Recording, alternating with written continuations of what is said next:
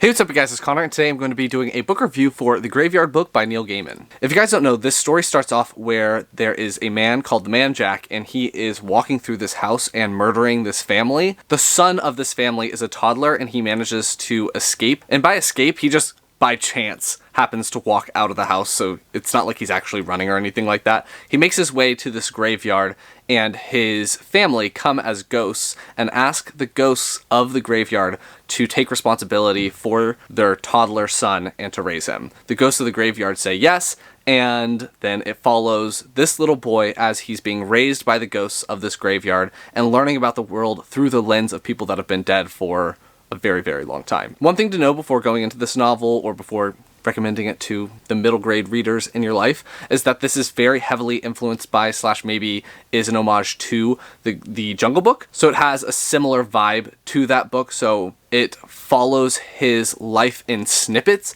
and it's not one continuous story. I've also seen people criticize this book because of the way that it's told and how unbelievable it is. I mean, he's being raised by ghosts, but like a toddler who's like less than 2 or something manages to evade this man and all this stuff. But I mean, how realistic is it that some boy is raised by all of these different animals in a jungle? So it's got the same type of premise as the Jungle Book and has very similar vibes to it.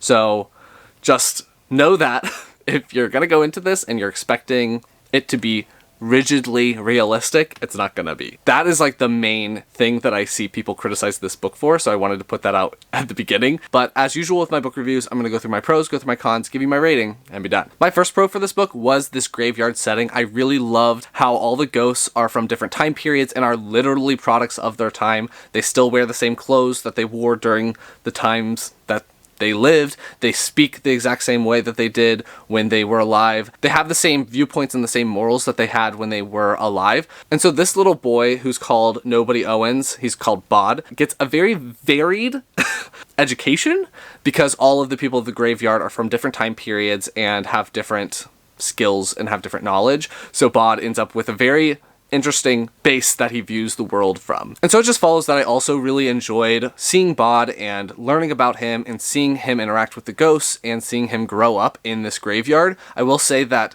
because of the style of this book and everything that it's going for, it is almost like a collection of stories of Bod's life. So in each chapter, he's a certain age and he tackles and learns a different lesson, and then the next chapter he's a little bit older and he learns something new. So each chapter has like its own miniature plot, which I mean, I guess chapters should, but they're more separated than normal novel chapters because he does age in between each one. So there are some time jumps, and just know that. It didn't affect my reading experience, but I really liked getting the different snippets and seeing all of the important lessons that he learns. And I really liked that this book talks about how a lesson may not seem like it's very relevant and you might not know why you're learning a certain subject or a certain thing, but you never know what kind of knowledge is actually going to come in handy. And I think that this book does that very well because he gets such a weird set of knowledge and he's not sure if that's applicable to his life, but those things end up being important for him. And I loved that you really don't know what is going to be the most important thing or when something will be really important. So you should, pay attention to your classes and learn as much as you can because it'll only help you in the long run. One of the teachers that I think that Bod has the most trouble kind of understanding her lessons is a character named Miss Lepescu, and I loved her so much. Her teachings are the prime example of not knowing when something is going to be important, so I love that she was the one in the character that was able to teach Bod that lesson. It really helps him continuously throughout the course of his childhood, and then his other teachers also do it to a lesser extent. But yes, I really liked the message of paying attention and learning as much as you can and taking advantage of when people are wanting to bestow knowledge upon you. So I really liked Miss Lepescu, already said that, but I also really liked his almost like guardian. He has a set of parents that are ghosts, and I liked them, but I really, really enjoyed the guardian who's in charge of keeping him fed and everything like that, Silas. I really liked how Silas and Bod interacted because you can tell they care so much for each other, but they don't have that touchy-feely kind of love for each other. They just have a lot of love for each other that goes unsaid. So I just loved seeing their relationship and how it goes for the rest of the story and for the rest of his childhood. So I just really liked the characters and how they were looking out for Bod and everything like that. I already mentioned that I do like these different chapters and how they tackle different things. I think one of my favorite chapters was when they danced the macabre, is how the audiobook says it. I just thought that that scene was very well done. I could picture it completely in my mind, and I could see all of the different characters, all of the alive people, all of the ghosts during that chapter, and I can picture this as a movie so clearly in my mind because of that one scene. And the last pro that I'm going to talk about is that I really enjoyed the ending. When I first read this book, it hurt my heart so much, but upon reread, this is my second time reading this book, I really enjoyed the ending. I thought that it was very bittersweet, and when I first read this book, I was at a different point in my life, and so I liked that I've come back to the story and I'm taking something a little bit different out of it, and I just really like it. That was one of the things that people were like, oh my god, it's so unrealistic.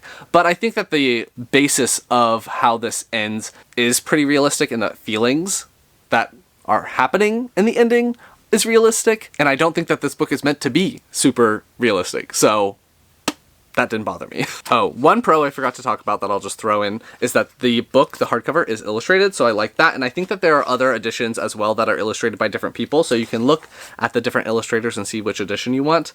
I have the one that is illustrated by Dave McKean, so I enjoy the illustrations. Now I'm going to talk about a couple of cons. I think that the chapters ended up being quite long. I think that that may be because I was listening to the audiobook, and maybe the reading speed that I was listening to it at was slower than my normal pace of reading. But I found myself stopping in the middle of a chapter quite a lot instead of being able to finish the chapter and then go and do whatever I needed to do, go to class, go grocery shopping, whatever. I had to just stop in the middle of the chapter, and I don't like doing that. And it's one of those things that this is a middle grade novel, so you want to have some short, snappy chapters that make middle grade readers feel encouraged and feel like they're accomplishing something as they're going through the novel. But that could just be totally a personal thing.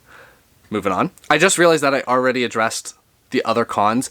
These didn't affect me, but people didn't like how unrealistic it was. It was like, oh, well, he's growing up in a graveyard and there's no vaccines and whatever.